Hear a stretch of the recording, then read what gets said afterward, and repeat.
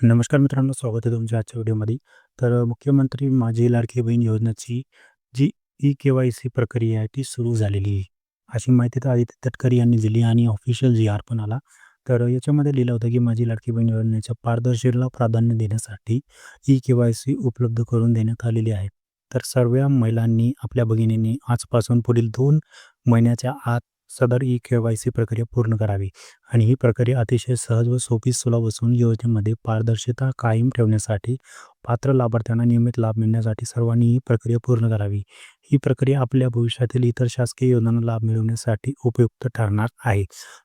ई-के-वाय-सी तर तुम्ही करतच आहे. प्रॉब्लेम असा आहे की माझी लाडकी बहीण योजनेसाठी खूप अशा महिला आहे, ज्यांनी ई-के-वाय-सी जर केली आता, तर त्यांचे जे पैसे आहेत ते येण्याचं बंद होणार आहे. आता त्याचं सर्वात मोठं कारण काय आहे? आता तुमच्या मनात प्रश्न आला असेल, की हा असं का बोलतोय? तर ई-के-वाय-सी केल्यानंतर भरपूर अशा महिला आहेत, त्यांचे पैसे सुरू होऊन जातील आणि अशा भरपूर महिला आहेत, ज्यांचे पैसे येणं बंद होऊन जाणार आहे. तर के-वाय-सी त्यासाठी केली जात आहे. आता हे कसं होणार ते सांगतो. ही पहा, तुम्ही माझी लाडकी बहीण योजनेसाठी जी आवश्यक कागदपत्रे मागितली होती, याच्यामध्ये तुमच्याकडनं आधार कार्ड घेतलं गेलं होतं, निवासी पुरावा घेतला गेला होता, ठीक आहे. उत्पन्नाचं प्रमाणपत्र घेतलं गेलं होतं.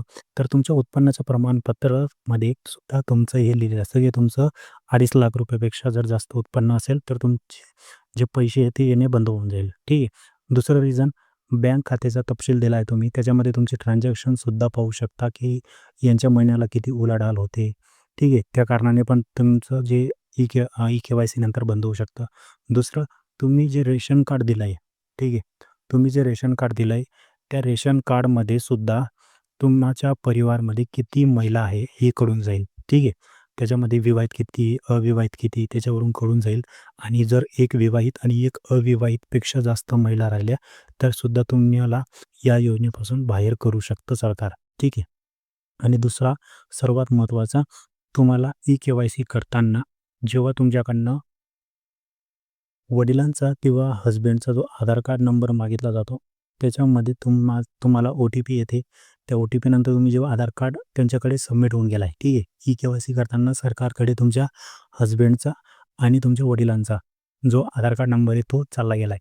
आणि त्या आधार कार्डच्या नंबरने हे सगळं व्हेरिफाय होऊन जाईल, की तुमचे जे जो मालक आहे, तुमच्या घरातला जो कमवणारा व्यक्ती आहे, तो काय करतो? शेती करतो, त्याच्याकडे शेती किती ते कळून जाईल, ठीक आहे. कारण की नाव आणि आधार कार्डने सगळंच लिंक आहे आजकाल, ठीक आहे. म्हणून त्याच्या बँक अकाउंटचे डिटेल कळून जाईल, त्याच्या नावावर किती जमीन आहे ते कळून जाईल. ते रेशन कार्डची सगळी डिटेल येऊन जाईल, की रेशन कार्डमध्ये किती नावं आहे, किती महिला आहे, किती पुरुष आहे, ठीक आहे. तुमच्याकडे किती जमीन आहे, तुमच्याकडे आणि त्या आधार कार्डच्याच नंबरने आपण कुठलंही 4 चाकी वाहन रजिस्टर करतो, बरोबर? तर त्या आधार कार्डच्या नंबरने हे सुद्धा कळून जाईल, की या व्यक्तीच्या नावावर कुठली गाडी विकत घेतली गेली आहे किंवा किती ट्रान्झॅक्शन झाले बँकेचे. ही सगळी डिटेल आता सरकारकडे जाणार आहे. आणि त्यामुळे जर तुमचे हसबँड किंवा तुमचे वडील जर त्यांच्या नावावर गाडी असेल किंवा जास्त जमीन असेल किंवा खूप काही रेशन कार्डची डिटेल वगैरे अशा काही खूप आधार कार्डचे डिटेल काढून तुमची जी योजना आहे पुढे चालू ठेवायची का बंद करायची, आता हा सरकार निर्णय घेणार आहे. तर आपल्या भरपूर अशा बहिणी आहे, लाडक्या बहिणी, त्यांना या योजनेतून बाहेर केलं जाणार आहे. आणि तुम्ही सतत पाहतच राहत असताल न्यूजमध्ये. 2 दिवसात, 4 दिवसात न्यूज येते, की एवढ्या लाडक्या बहिणी अपात्र ठरल्या, योजनेमधून बाहेर केलं असं.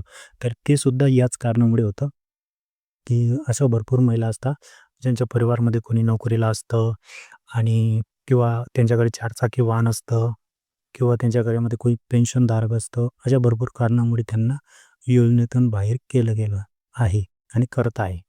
तर आता ई-के-वाय-सी नंतरसुद्धा हा भरपूर मोठ्या प्रचंडमध्ये लाडक्या बहिणींना योजनेतून बाहेर केलं जाणार आहे. तर आता बघू, तुमची जर अजून के-वाय-सी झाली नसेल, तर ती तुम्ही लवकरात लवकर करा. त्याचे व्हिडिओ मी आपण आपल्या चॅनलवर टाकले. व्हिडिओ पाहून तुम्ही घरबसल्या ई-के-वाय-सी करू शकता. हं.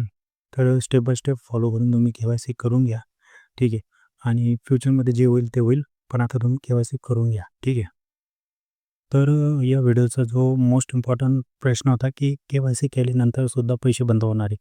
तर त्याचं रिझन हेच आहे, की तुमच्या वडिलांचा किंवा तुमच्या हसबँडचा जो आधार कार्ड नंबर घेतला जात आहे आणि त्या हसबँड किंवा वडिलांचा नंबर आधार कार्डशी जेवढ्या पण गोष्टी लिंक आहे म्हणजे त्यांचं रेशन कार्ड, त्यांची जमीन, त्यांचं व्हेइकल, ठीक आहे. आणि बाकी जे काही अजून सरकारी डॉक्युमेंट तर त्याच्यानुसार कडून जाईल, ठीक आहे. आणि भरपूर अशा महिलांना अपात्र करण्यात येईल. तुम्ही बघायला वाटल्यास तर ई-के-वाय-सी पूर्ण झाल्यानंतर सरकारकडून खूप महिलांची लिस्ट येईल आणि खूप महिलांना अपात्र केलं जाईल. तर आजचा व्हिडिओ कसा वाटला कमेंट करून नक्की सांगा आणि व्हिडिओ आवडला असेल तर लाईक, सबस्क्राईब नक्की करा. भेटू आपण अशा नवीन व्हिडिओसोबत. तोपर्यंत धन्यवाद.